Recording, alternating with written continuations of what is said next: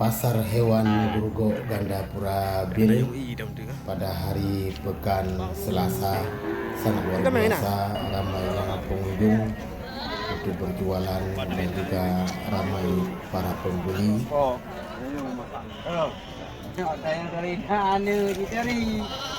Bawa agam.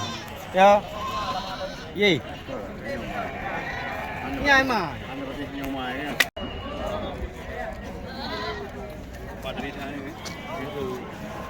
Oh. Kan dia karena dia tahu dia. Ide nama tu yang dia itu. Dia empat pakai pun dah.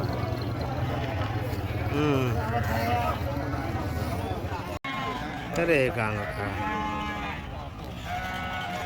Dia buat TikTok untuk video ni. Dia dah barang. Lalu kami nak, kalau kita beri.